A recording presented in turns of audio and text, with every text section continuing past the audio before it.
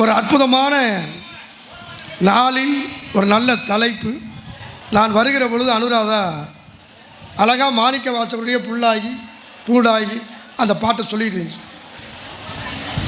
மாணிக்க வாசகரை பற்றி போன மாதம் பேசியிருக்கணும். நான் தலைப்பு கொடுத்தது அதுதான். மாணிக்க வாசகரை பற்றி தலைப்பு கொடுத்தேன்.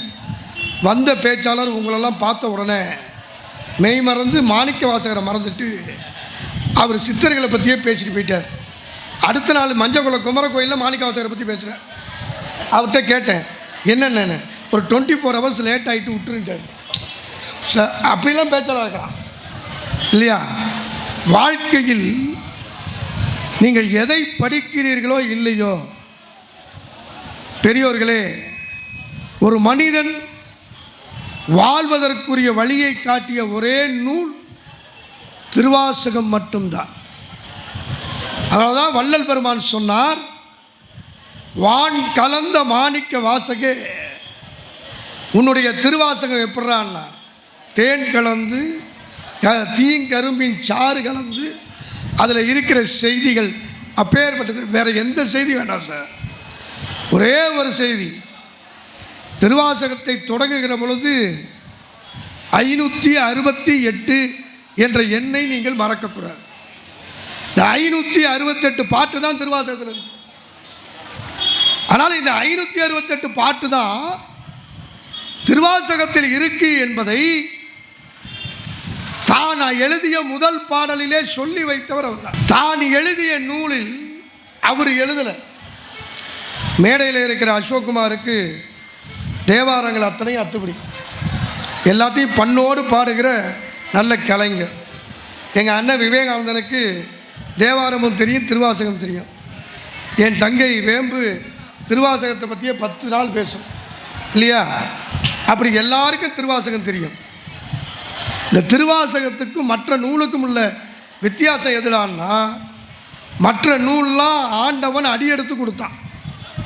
பெரிய புராணம் எழுதணும்னு சேக்கிலாருக்கு உலகலாம் என்று அடியெடுத்து கொடுத்தார். நடந்தது எந்த நூற்றாண்டு? 10ஆம் நூற்றாண்டு. 15ஆம் நூற்றாண்டில் ஒருத்தர் இறைவனை பற்றி ஒரு பாட்டு எழுதணும்னு நினச்சார். அவருக்கு ஆண்டவன் போட்ட கட்டளை என்ன தெரியுமா? சொல்லற அப்படின்ட்டார். பேசாமல் இருக்கிறத போல பெருந்துன்பம் உண்டா? பேசிக்கிட்டு இருந்தவன் பேசாமல் இருக்கணும். சொல்லறனா வாயை மூடிட்டார். அவருக்கு பாட்டுக்கு முதலடி எடுத்து கொடுத்தார். நிறைய பேர் அந்த பாடலை சொல்லுகிற பொழுது அந்த முதல் வார்த்தையை முருகன் எடுத்து கொடுத்தார். முருகன் எடுத்து கொடுத்த வார்த்தை என்ன தெரியுமா? எல்லோருக்கும் தெரிந்த சொல், தெரிந்த பாட்டு. முத்தை தரு என்கிற சொல்லை அருணகிரிநாதருக்கு ஆண்டவன் எடுத்து கொடுத்தார் முருகன். எல்லாரும் முத்தை தரு என்கிற சொல்லுக்கு பல்வேறு விளக்கம் தருவார்கள். அதற்கு பல பொருள் இருக்கலாம். முத்தை தரு, பத்தி திருநகை, அத்திக்கிரை, சத்திச்சரவண, முத்துக்கொரு, வித்து, குரு, பரம் என ஓதும். நாம் எல்லாரும் முத்தை தரு என்று சொன்னால் உலகத்தில் முத்தை போல் இனிதான அரிதான ஒரு தரக்கூடிய தரு என்று நினைக்கிறீர்கள். முருகன் அடியெடுத்து கொடுக்கிற பொழுது முத்தை தரு என்று ஏன் அடியெடுத்து கொடுத்தான் தெரியுமா? இந்த வருகிற ஆகஸ்ட் மாதம் 14ஆம் தேதி 15ஆம் தேதி 2 நாள் திருவண்ணாமலையில் அருணகிரிநாதருடைய விழா நடக்கும். ஆவணி மாதத்தில் தான் அருணகிரிநாதர் விழா. திருவண்ணாமலையில் நடைபெற்ற முதல் பெருவிழா அதுதான். அருணகிரிநாதருக்கு ஏன் முத்தை தரு என்று எடுத்து கொடுத்தான்? இறைவன் முத்தை தரு என்ற சொல் முருகன் என்ற சொல்லுக்கு முதல் எழுத்தாக வருகிற மூ என்ற அடையாளமா? இல்லை நண்பர்களே, பெரியோர்களே. அருணகிரிநாதரை இந்த உலகத்துக்கு தந்தவரின் பெயர் உங்களுக்கு தெரிந்திருக்க வேண்டும். அருணகிரிநாதர் எப்படி தெரியுமா? எல்லா விதத்திலும் இன்பமாக இருப்பவர். சுருக்கமாக சொன்னால்தான், எல்லா விதத்திலும் இன்பமாக இருக்கக்கூடியவர். பெண்களுடைய விஷயத்திலும் அப்படியே இருந்தார். அப்படி பெண்களுடைய மீது மோகத்தோடு இருக்கிற பொழுது ஒரு நாள் ஒரு பெண்ணை நினைத்து போகிறார். அங்கே அந்த பெண் இல்லை. சுருக்கமாக சொல்லணும்னா, அந்த இல்லாத பெண்ணை தேடி போய் கதவை திறக்கிறார். அங்கே ஒரு பெண் இருக்கிறார். நிற்கிற பெண் கேட்டார், உனக்கு ஒரு பெண் தானே வேண்டும்? நானும் பெண்தான், என்னோடு நீ இருந்து கொள் என்று சொன்னார். சொன்ன மாத்திரத்திலேயே அருணகிரிநாதர் அந்த பெண்ணின் காலிலே விழுந்து, இது நாள் வரை நான் செய்த தவறை நீதான் மன்னிக்க வேண்டும்.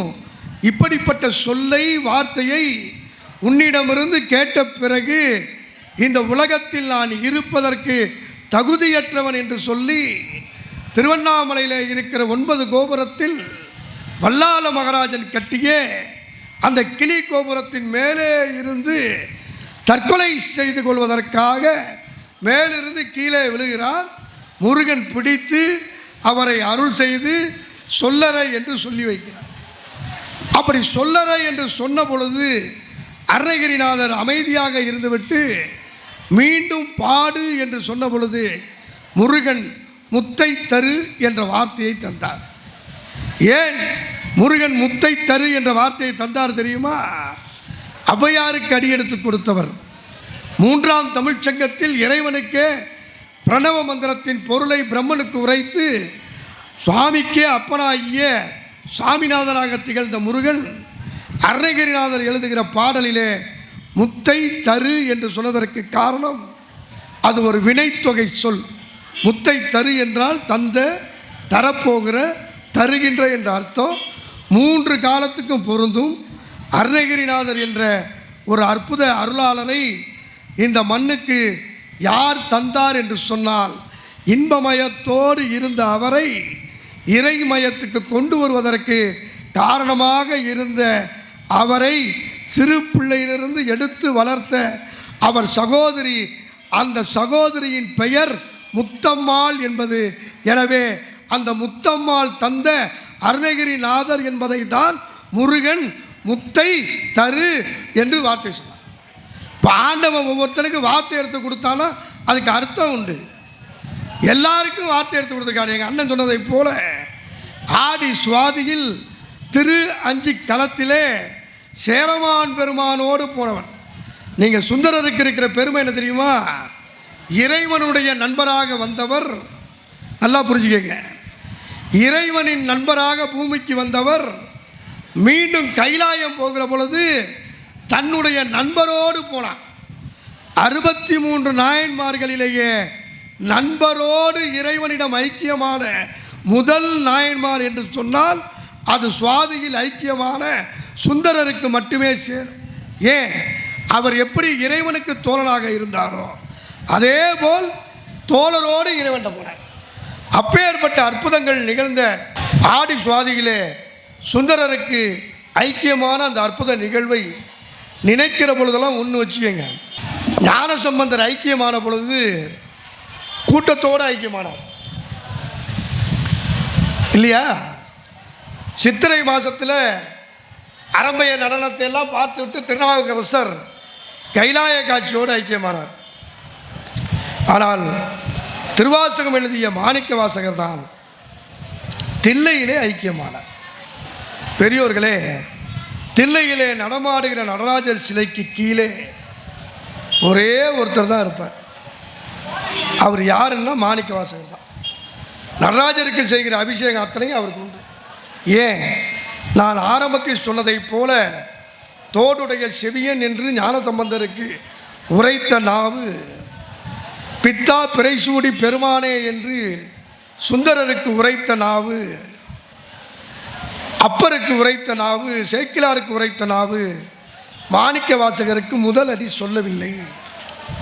ஏன்? மற்றவர்களுக்கெல்லாம் முதல் அடி சொன்னார். ஆனால் மாணிக்க வாசகர் சொன்ன முதல் அடியிலிருந்து கடைசி அடி வரை எழுதி, இது மாணிக்க வாசகர் சொல்லி சிவன் என்கிற இறைவன் எழுதியதுன்னு ஒரு மனிதன் சொல்ல இறைவன் கையெழுத்திட்ட ஒரே நூல் திருவாசகம் என்கிற அந்த ஒரு நூல் மட்டும்தான். அதில் 568 பாடல்கள் இருக்கிறது. அதை இறைவன் நமக்கு எப்படி தெரியுமா உணர்த்தினான்? இங்கே மேடையில் தங்கை சொல்லி இருப்பார். திருவாசகத்தினுடைய முதல் பாடல் என்பது சிவபுராணம் என்று சொல்லுகிற புராணம். நமச்சிவாய வாழ்க, நாதன் தாழ் வாழ்க, இமைப்பொழுதும் என் நெஞ்சில் நீங்காதான் தாழ்வாழ்க, கோகலி ஆண்ட குருமனிதன் தாழ்வாழ்க என்று சொல்லி தொடங்குகிற சிவபுராணத்தை நீங்கள் போய் வீட்டில் எடுத்து பாருங்கள். முதலில் 5 வாழ்க வரும், அடுத்து 6 வெல்க வரும், அடுத்து 8 போற்றி வரும். அப்படின்னா என்ன அர்த்தம்னா, வாழ்க வெல்க போற்றினா திருவாசகத்தை படிக்கிற நீங்கள் வாழ்வீர்கள். 5 முறை வாழணும். என்ன சார் 5 முறை வாழணும்? மாணிக்கவாசகர் எதை சார் சொன்னார்னா, இறைவன் சொல்லுகிறான், இந்த உலகத்தில் யார் வாழ முடியும் தெரியுமா? 5 முறை வாழ்கிற வாழ்க்கையில் தான் நீ ஆண்டவனை நினைக்க முடியும். அந்த 5 பிறவி எது என்பதை பின்னால் சொல்லுகிறார். புல்லாய் இருக்கிற பொழுது எப்படி இறைவனை அடைவது? பூண்டாய் இருக்கிற பொழுது எப்படி இறைவனை அடைவது? ஓரறிவு, ஈரறிவு, மூவறிவு, 4 அறிவு, 5 அறிவு, 6 அறிவு. இந்த 5 அறிவு வரைக்கும் நீங்கள் வாழணும். நம்முடைய பிறவி நோக்கத்தில் 5 அறிவு இருக்கிற வரைக்கும் வாழலாம். 6வது அறிவு வந்துடுச்சுன்னா நீ வெல்லலாம். எதடா வெல்லலாம்? 6 முறை வெல்லலாம். 5 அறிவோடு வாழலாம், 6வது அறிவோடு வெல்லலாம். வென்றால் உனக்கு என்னடா கிடைக்கும்னா, 6வது அறிவுக்கு அடுத்த அறிவு 7வது அறிவு. அந்த 7வது அறிவு எது தெரியுமா பெரியோர்களே? மாணிக்கவாசகர் சொல்லுகிறார், அந்த 7வது அறிவை பெற்றவர்கள் யார் தெரியுமா? 6 அறிவு வரை மனித வாழ்க்கையை நீ வென்றால் உனக்கு 7வது அறிவு கிடைக்கும். அந்த 7வது அறிவு யார் என்றால், இந்த உலகத்தில் இறைவனுக்கும் மனித வாழ்க்கைக்கும் இடையில் இருக்கிற 7ஆம் அறிவு என்று சொல்லுகிற ஆற்றலை, அறிவை பெற்றிருக்கிற ஒரே உயிர் யார் தெரியுமா? சுந்தரர் எழுதிய திருத்தொண்டர் தொகையில் 7வதாக குறிப்பிட்டாரே, பத்தராய் பணியோருக்கெல்லாம் அடியேன் என்று தொடங்குகிற பாடலில் 7வது அறிவுக்கு பெயர் வைத்தார். 5 அறிவுக்கு பெயர் உண்டு, 6வது அறிவுக்கு பகுத்தறிவு என்று பெயர் உண்டு. 7வது அறிவுக்கு என்னடா பெயர்னா, அதுதான் சித்தமெல்லாம் சிவனை வைத்து வணங்குகிற, சித்தத்தில் சிவன்பால் வைத்தாருக்கு எல்லாம் அடியேனு 7ஆம் திருமுறை எழுதிய சுந்தரர் சொன்ன அந்த 7வது அறிவு மனிதனை தாண்டி இருக்கிற, நாம் இன்று வணங்க வந்திருக்கிற இந்த ஆசிரமத்தில் நம்மை அடைக்கலப்படுத்தி வைத்திருக்கிற சித்தர்கள் ஞானிகளை 7 முறை போற்றினால் எட்டாத உயரத்தில் இருக்கிற இறைவனை எட்ட முடியும் என்பதைத்தான் மாணிக்கவாசகர் 5 முறை வாழ்ந்து 6 முறை வென்று 8 முறை போற்றி என்று துதித்தால் உனக்கு வாழ்க்கையில் எதுவுமே இல்லை, ஏகன் அநேகனடி வாழ்க என்று சொன்ன மிக பிரதானமான நூல் மாணிக்கவாசகர் எழுதிய திருவாசகம். அதனால தான் சொன்னால், திருவாசகத்துக்கு உருகாதார் ஒரு வாசகத்துக்கு உருகாதார். வாழ்க்கையில் உருகிறது ரொம்ப முக்கியம். நிறைய பேர் சில வாசகத்தை சொல்லி உருக்கிடுவான். அதனால தான் இன்றைக்கும் நம்மளை பார்த்து பொய்யா புகழ்ந்தா நம்ம சொல்கிற வார்த்தை எளிமையாக இவனை ரொம்ப உருக்குறான்டான்னு சொல்லாமல் ஐஸ் வைக்கிறான்னு சொல்லுவான். ஏன் ஐஸ் வைக்கிறான்னு சொன்னால் உருகும். உருகிற மாதிரி பேசுகிறது வேறு, நம்ம மனதை மறுகிற மாதிரி பேசுகிறது வேறு. இறைவனிடம் போய் நம்ம உருகி பேசலாம், மனிதர்களிடம் மருகி பேசணும். இறைவனிடம் போய் உருகி பேசுவதற்காகத்தான் திருவாசகத்தை படித்த வள்ளலார் அவர் எழுதின பாட்டுக்கு அருட்பா என்று பெயர் வைத்தார். ஏன்னா மனிதன் இறைவனை பார்த்து உருகி எழுதின பாட்டு. அப்போ எங்களை விவேகானந்தன மாதிரி தமிழ் படித்த 4-5 புலவர்கள்லாம் சேர்ந்து யாழ்ப்பாணம் ஆறுமுக நாவலர்கிற பேரில் வள்ளலார் எழுதியதற்கு பெயர் அருட்பா இல்லை என்று சொன்னார்கள். அது அருட்பா கிடையாது, மருட்பா என்று சொன்னார்கள். கிட்டத்தட்ட ஒரு 19 ஆண்டுகள் வள்ளலார் வாழ்ந்த பொழுதே அவர் பாட்டுக்கு அருட்பா என்ற பெயர் வைக்கக்கூடாதுன்னா, கடைசியாக அந்த வழக்கு நீதிமன்றத்துக்கு போணுச்சு. நண்பர்களே, ஒரு பாடலுக்கு பெயர் வைத்ததற்கு நீதிமன்றத்துக்கு வழக்கு போணுச்சு. வழக்கை விசாரித்த நீதிபதி யார் தெரியுமா? தமிழே தெரியாத ஆங்கிலேய நீதிபதி. அவனுக்கு திருவாசகமும் தெரியாது, திருவருப்பாவும் தெரியாது. ஆறுமுக நாவலர் வழக்கு தொடுத்திருக்கிறார். டிரான்ஸ்லேட் பண்ணுறதுக்கு ஒரு வக்கீல் எல்லாரும் வச்சிருக்கிறாங்க.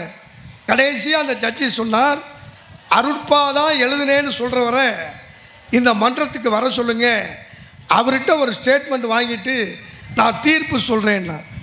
நண்பர்களே, நீங்கள் நல்லா ஞாபகம் வச்சுங்க, திருவாசகத்தை எழுதிட்டு இறைவன் ஒரு முத்திரை குத்தலாம், இது நான் எழுதியது, இது இறை நூல். வள்ளலாருக்கு அதே சோதனை. நீதிமன்றம் கடலூரில் கூடியிருக்கிறது, நீதிபதி மேலே உட்கார்ந்திருக்கிறார். இவருடைய வழக்கறிஞர் ஆறுமுக நாவலர், ஆறுமுக நாவலரோடு இருந்த புலவர்கள், அவர் வழக்கறிஞர், எல்லாரும் உட்கார்ந்துருக்காங்க. அந்த அரங்கத்துக்குள் ஒரு உருவம் உள்ளே வருகிறது, எளிய உருவம், வெள்ளாடை அணிந்து. அந்த உருவம் உள்ளே வந்தவுடன் யார் அருட்பா இல்லை என்று வழக்கு தொடுத்த ஆறுமுக நாவலர், அவருக்கு வாதாடிய வழக்கறிஞர், அவருக்கு துணை நின்ற புலவர்கள், அத்தனை பேரும், நீதிபதி உள்ளிட்ட அந்த நீதிமன்றத்தில் இருந்த அனைவரும் எழுந்து நின்று வந்தவரை பார்த்து வணங்கினார்கள். காரணம், வந்தவர் பெரிய கோடீஸ்வரன் அல்ல, வள்ளலார் என்கிற ராமலிங்கன்.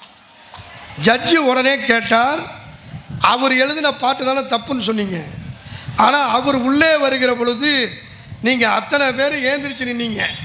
இதுலேருந்து I thought, just I feel, what ever may be a person inside in the court, I understand he is the not a poet, he is the Saint. இவர்தான் புனிதமானவர், இவர்தான் அருட்பா எழுதியதற்கு சத்தியமானவர் சொல்லி தமிழ் நூலிலேயே திருவாசகத்துக்கு இறைவனுடைய முத்திரை கிடைத்தது. அதற்கு அடுத்தாற்போல் நீதிமன்றம் என்பது நீதிபதியை மை லார்ட் என்று தான் சொல்லுவோம், அவர்தான் கடவுள். அந்த நீதிபதி அரசு முத்திரையை குறித்து இதுதான் திருவருட்பா என்று அடுத்த அரச முத்திரையை பெற்ற நூல் திருவாசகத்துக்கு பிறகு திருவருட்பா தான். ஏன், இது அத்தனைக்கும் நாம் எல்லோரும் தமிழில் படித்திருக்கிறோம், தமிழால் படித்திருக்கிறோம். இதை தந்த அந்த அடியார்களை எல்லாம் மனதிலே நினைத்து பார்த்து நெஞ்சமெல்லாம் மகிழக்கூடிய பல்வேறு சிந்தனைகள் இந்த ஆடி மாதத்திலே உண்டு. பெரியோர்களே, சுந்தரர் இந்த உலகத்தில் திரு தொண்ட தொகை எழுதுகிற வரை 59 பேர் தான் நாயன்மார்கள், 63 கிடையாது, 59 பேர் தான் நாயன்மார்கள். 59 நாயன்மார்களை தான் அவர் எழுதியிருப்பார். தில்லைவாழ் அந்தனர்தம் அடியாருக்கு அடியேன், திருநீலகண்டத்து குயவனாருக்கு அடியேன், இல்லையா எனாத ஏற்பகைக்கு அடியேன்னு எழுதியிருக்கிறத கூட்டி பார்த்தீங்கன்னா அது வரைக்கும் 59 தான். ஆனால் 10ஆம் நூற்றாண்டில் வந்த சேக்கிலார் பெரிய புராணத்தை எழுதுகிற பொழுது 63 நாயன்மார்களாக மாறுகிறார்கள். 63 நாயன்மார் எப்படிறான், 7ஆம் நூற்றாண்டு வரை 59, 63 எப்படா வந்துச்சுன்னா 60வது நாயன்மார் யார் தெரியுமா? இந்த உலகத்தில் பிறந்து அந்தணர் குலத்திலே பிறந்து வளர்ந்த சுந்தரருக்கு எல்லா கலைகளையும் கற்றுக் கொடுத்து தன்னுடைய வளர்ப்பாக எடுத்துக்கொண்ட கலர்ச்சிங்க முனைவராயர் என்ற மன்னர் 60வது நாயன்மாராக சேர்க்கப்படுகிறார். 61 யார் தெரியுமா? பெரிய புராணம் எழுதிய சேக்கிலார் பார்த்தார். சுந்தரரை உருவாக்கிய கலர்ச்சிங்கரையே நாயன்மார் ஆக்கிட்டோம். சுந்தரரை பெற்றெடுத்த தாயாகிய இசைஞானியை 61ஆக மாற்றினார். 62 யார் தெரியுமா? அந்த இசைஞானியையும் சுந்தரரையும் தன்னுடைய பரந்த மனதோடு வளர்த்தாரே சடையனார் என்று சொல்லுகிற அவங்க அப்பா, அவர் 62. 63வது நாயன்மார் யார் தெரியுமா? இந்த திருத்தொண்டர் தொகையை பாடி பின்னாளில் நாயன்மார்களை பற்றிய வரலாறை நான் எழுதுவதற்கு, ஏன் நாயன்மார்கள் யார் தெரியுமா? இந்த பெரிய புராண நூலிலே எழுதப்படுகிற சொல்லப்படுகிற நாயன்மார் யார் தெரியுமா? கேடும் ஆக்கமும் கெட்ட திருவினார், ஓடும் செம்பொன்னும் ஒக்கவே நோக்குவார், கூடும் அன்பினில் கும்பிடலே அன்றி வீடும் வேண்டா விரலின் மிக்கான. சிம்பிளாக சொல்ல போனால் ஓடையும் பொன்னையும் ஒன்றா பார்ப்பான். அதை விட தாண்டி இறைவனே வந்து உனக்கு வீடு பேறு தருகிறேன் என்று சொன்னாலும் வேண்டாம் என்று சொல்லுகிற வீரர்கள் தான் இந்த 63 நாயன்மார்கள் என்று சொல்லுகிற பெரிய புராணத்தில் 63வது நாயன்மாராக சேக்கிழார் சேர்த்தது சுந்தரர். அப்போ 59 63 ஆச்சு. 3 நூற்றாண்டில் 10ஆம் நூற்றாண்டு வரை 63. ஆனால் 21ஆம் நூற்றாண்டு வந்து விட்டோம். ஒரு 10 நூற்றாண்டு கழித்து கேடும் ஆக்கமும் கெட்ட திருவினார் ஓடும் செம்பொன்னும் ஒக்கவே நோக்குவார் கூடும் அன்பினில் கும்பிடலே அன்றி வீடும் வேண்டா விரலில் மிக்கார் என்று திருப்பணிகள் செய்து தெய்வீக பணிகள் செய்து ஆன்மீக பணிகள் செய்து அறப்பணிகள் செய்து தூய பணிகள் செய்து தீயவையை நீக்கி உள்ளம் உருக இந்த உலகத்தில் 63 நாயன்மாருக்கு அடுத்தார் போல் அனைவரும் போற்றி பாதுகாக்கிற 64வது நாயன்மார் உருவாவதற்கு 10 நூற்றாண்டானது. 10ஆம் நூற்றாண்டிலிருந்து 20ஆம் நூற்றாண்டு வரை காத்திருந்து தான் அந்த 64வது நாயன்மாரை அடையாளம் கண்டோம். அந்த 64வது நாயன்மார் யார் என்றால், வாழ்கிற காலம் வரை 94 வயது வரை தன்னுடைய உடலை வைத்து இந்த உலகத்திலே இருக்கிற மக்களின் உள்ளத்தை எல்லாம் தூய்மையாக்கிய திருமுருக கிருபானந்த வாரியார் என்கிற அற்புத மனிதர் தான் வணங்கக்கூடிய 64வது நாயன்மாராக வந்தார். நாம் இந்த மாதிரி நிகழ்வுகள் நிகழ்த்துவதற்கு காரணம் என்னவென்று சொன்னால், 64 நாயன்மாருக்கு பிறகு 65வது நாயன்மார் இந்த தமிழ் உலகில், இந்த இறை உலகில் பிறக்க வேண்டும், அவர் புகழ் சிறக்க வேண்டும் என்பதற்கான தேடுதல் பணிகள் தான் இந்த மாதிரியான தெய்வீக சொற்பொழிவுகளை உங்கள் மத்தியிலே கொண்டு போய் சேர்க்கிற வாய்ப்பு எங்களுக்கு கிடைத்திருக்கிறது. எப்பயுமே ஒன்று வச்சுக்கங்க, ஆண்டவன் படைத்த படைப்பில் எல்லா படைப்புக்கும் அடைப்பு வச்சுருக்கான். கண்ணை இமைய வச்சு மூடிக்கலாம், பேச வேண்டாம் நினச்சா வாயை மூடிக்கலாம், காற்றை அடைச்சி விடலாம். எல்லாத்துக்கும் வாசலுக்கெல்லாம் அடைப்பு வச்சுருக்கிறவன் காதை மட்டும் ஃப்ரீயாக வச்சுருக்கிறான். அதுவும் 1க்கு 2 காது வச்சுருக்கான். ஏன் தெரியுமா? சாப்பிட்ற வாயை ஒன்றா வச்சுட்டு காதை 2ஆக வச்சானா என்ன அர்த்தம்னா, குறைச்சி சாப்பிடு, அதிகமாக கேளுலாம். செவிக்கு உணவு இல்லாத போது சிறிது வயிற்றுக்கு ஈயப்படும்னா. நம்ம ஆளுங்க எல்லாரும் பட்டிமன்றத்தில் மதியானம் கல்யாணத்தில் பேசுகிறவங்களாம் செவிக்கு உணவு இல்லாத போதுன்னா கவலைப்படாதீங்க, உங்களுக்கு பேச்சை நாங்கள் நிப்பாட்டுறப்ப வயிற்றுக்கு சோறு கொடுப்போம். செவிக்கு உணவு இல்லாத போது தான் சிறிது வயிற்றுக்கு ஈயப்படும்னா. எப்பயுமே சொல்லுகிறேன், வயிற்றுக்கு சாப்பிட்றப்ப இடைவெளி வச்சு சாப்பிடணும். எங்கள் மரியாதைக்குரிய ஓய்வு பெற்ற தலைமைச் செயலாளர் மரியாதைக்குரிய ஐயா இறை என்பவர்கள் 1991 இந்த நாகை மாவட்டத்துக்கு சாராட்சியராக வந்தார். அவர் வந்தப்போ எப்படி இருந்தாரோ, அண்ணனுக்கெல்லாம் அமைச்சருக்கெல்லாம் ஞாபகம் இருக்கும். 1991 அவர் எப்படி இருந்தாரோ அதே உருவத்தில் தான் இந்த 2024 இருக்கார். ஏறவும் இல்லை இறங்கவும் இல்லை. விவேகானந்தனுக்கு கூட தொப்பை ஏறிட்டு, அசோக்குமார் கூட ஏறிடுச்சு, எனக்கு கூட ஏறிட்டு, கோபால் அதை விட மோசமாக போட்டான். எல்லாருக்கும் உருவம் மாறி இருக்கு. அவர் உருவமே மாறும். ஒரு 15 நாளைக்கு முன்னாடி தமிழகத்தில் மறைக்கப்பட்ட சுதந்திர போராட்ட வரலாறு என்ற புத்தகம் சென்னையிலே அறிமுகப்படுத்தப்பட்டது. ஐயா தான் பேசினார்.